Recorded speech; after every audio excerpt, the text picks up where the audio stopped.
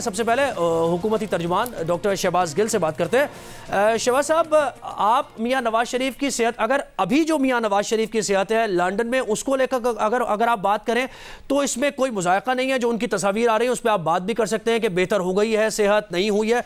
लेकिन जब आप ये बात करते हैं कि मियां नवाज शरीफ की जाते हुए जो सेहत थी, जैसे फवाद चौधरी ने भी कहा कि वो मशकूक है कि आया वो इतनी ख़राब थी या नहीं, ये बात करते हुए आप पर सवालात खड़े होते हैं कि आप ही ने जाने दिया, आप ही ने मेडिकल बोर्ड बनाया और उसके बाद आप ही ये बातें कर रहे हैं। बड़ी अजीब गरीब सी बात है ये।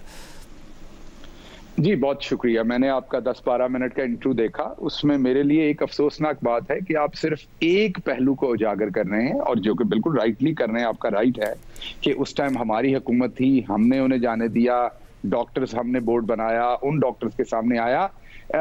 In the interest of truth and in the interest of public awareness, आपकी ये मीडिया रिस्पॉन्सिबिलिटी बनती है कि साथ वाली चीज को भी उतना ही बैलेंस करें। आप पहले ही आपने जो है वो मुझे डिफेंसिव पे करने के लिए आपने ये पहली बात ऐसी कर दी कि मेरा इंट्रो, देखिए इसमें तो सवाल फिर ये आपसे सवाल ये है कि बेवकूफ बनाने की बात तो हम कर भी नहीं सकते कि हुकूमत को बेवकूफ बना जाए।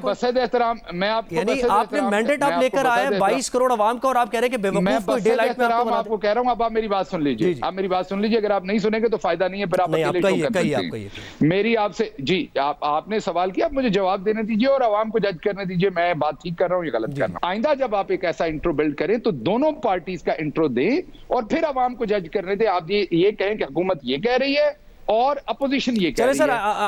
सर, आइंदा आपके इस मशवरे पर अमल करेंगे। अब आप जरा अपोजिशन में ये वजन है। अब अगली बात आपने की कि क्या ये गवर्नमेंट ने अपने, देखिए मैं दोबारा आपको बताता हूं, आप और मैं दोनों बात कर रहे हैं, इस टाइम हम ये शो कर रहे हैं। क्या आपको पता है कि मुझे इस टाइम, अल्लाह माफ करे, को बीमारी नहीं हो चुकी जिसका मुझे भी नहीं पता। ब्लड रिपोर्ट कल को आए और बीमारी निकल आए तो डॉक्टर्स और मुझे उस टाइम पता चलेगा कि मुझे ये बीमारी है। इसी तरीके से ये जो प्लेटलेट्स का है या ब्लड कैंसर लोगों को होता है या दूसरी बीमारियां हैं, वो रिपोर्ट्स के ऊपर पता चलती हैं। विजिबली कुछ आपको पता नहीं चलता पेशेंट का उतना ज्यादा। अब मैं तो पहले दिन से कह रहा था कि मियां साहब अल्लाह का फजल है, सेहतमंद है बिल्कुल। मैं जेल में भी उनको मिल के आया था, वो जाना चाहते थे यहां हर सूरत। बाहर उनके जो डॉक्टर्स थे, मेरे सामने 2 डॉक्टर्स ने उन्हें चैलेंज किया था कि आप हमें बताएं आपके बाहर के डॉक्टर्स के पास ऐसी क्या टेक्नोलॉजी है या महारत है जो उन्होंने वहां इलाज करना है, यहां नहीं हो सकता। तो बुनियादी तौर पर जो टेस्ट ट्यूब होती है जिसके अंदर टेस्ट लिया जाता है ब्लड सैंपल का, उसके अंदर ऑलरेडी एक केमिकल होता है EDTA। वो केमिकल असल में ब्लड क्लॉटिंग नहीं होने देता, कि ब्लड को जमने नहीं देता। जब आप लेते हैं ब्लड और जब तक लेबोरेटरी में जाता है उसके दरमियान में वो उसकी क्लॉटिंग नहीं होने देता। अगर EDTA के अंदर ब्लड का सैंपल थोड़ा डाला जाए तो रेड ब्लड सेल्स श्रिंक कर जाते हैं, जिससे प्लेटलेट्स कम हो जाते हैं। अगर इन्होंने जब अपना सैंपल दिया, अक्सर लोगों के घर वाले सैंपल देते हैं या उनके घर में अगर अपनी कोई जाती नर्स है तो वो सैंपल देते हैं, या कोई देखभाल कर रहा है बंदा तो वो सैंपल देगा अंदर। जरूरी नहीं होता कि कोई अब जेल में तो सैंपल नहीं ले रहे कि आप शहबाज गिल साहब, यहाँ मुझे आपको रोकना पड़ेगा, बसद एहतराम रोकना पड़ेगा सर। आप यानी ये बात कर रहे हैं कि मियां नवाज शरीफ जो कि साबिक वजीर आजम है, और आपका बयानिया, पाकिस्तान तहरीक इंसाफ का बयानिया तो इसी पर बेस करता है कि ये मियां नवाज शरीफ, मुस्लिम लीग नून और ये करप्शन सारा मुल्क को खा गए, लूट लिया, और इस पर ही जाहिर है आपको पॉपुलैरिटी भी, लोगों ने आपको वोट भी किया।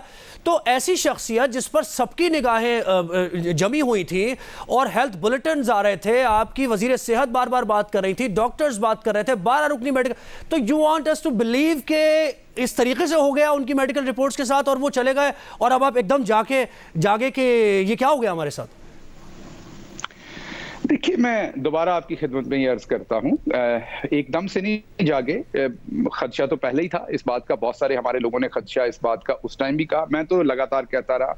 मैं तो इस सारे सिचुएशन में, जब आप रोज 4-4 प्रोग्राम 6 बजे से लेकर रात 12 बजे तक के प्रोग्राम सारे यही कहते थे कि नवाज शरीफ साहब की जिंदगी अब गई कि कल गई, एक ऐसा माहौल बना दिया गया था कि वो सख्त बीमार हैं। मैं तब भी, मेरे बयान रिकॉर्ड पे है, मैं तब भी कहता था कि वो मेरे ख्याल में बिल्कुल सेहतयाब हैं, उनको अल्लाह ने बिल्कुल सेहत दी और अल्लाह उनको लंबी सेहत दे, लंबी जिंदगी दे, मेरी आगे भी दुआ है। ये सब कुछ झूठ बोला जा रहा है, वो यहाँ से निकलना चाहते हैं, क्योंकि मैं उन्हें जेल में मिल चुका था, 1 नहीं 3 दफा मिल चुका था। मेरे सामने उनकी सेहत भी थी, मेरे सामने उनकी तमाम मोटिवेशन भी थी जो वो यहाँ से जाना चाहते थे।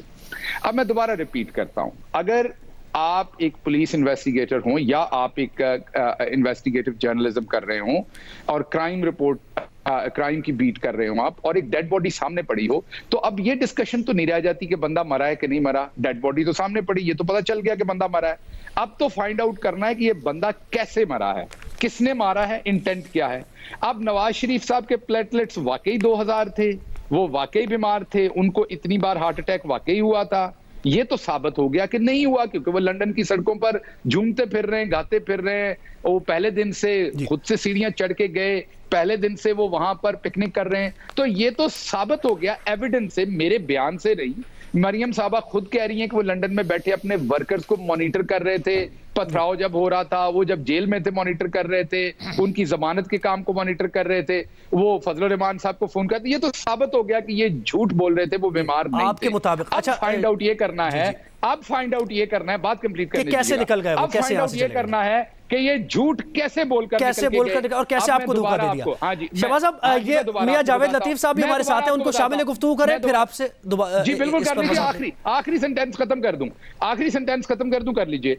अब सिर्फ फाइंड आउट ये करना है कि ये कैसे गए, और वो मैंने आपको एक तरीका बताया, क्योंकि डॉक्टर्स हमेशा रिपोर्ट पे चलते हैं। मैं किसी डॉक्टर की इंटेंशन को बिल्कुल क्वेश्चन नहीं कर रहा, उन्होंने जो रिपोर्ट पे देखा उन्होंने वही बताया। जब रिपोर्ट झूठी दी गई तो उसके बाद सब कुछ इनकी राह में आया, और रिपोर्ट इन्होंने उसकी बुनियाद पे डॉक्टर्स के थ्रू सैंपलिंग लेके मैनेज किया, क्योंकि वो डॉक्टर अदनान सारा टाइम दुमचल्ला साथ बने रहते थे।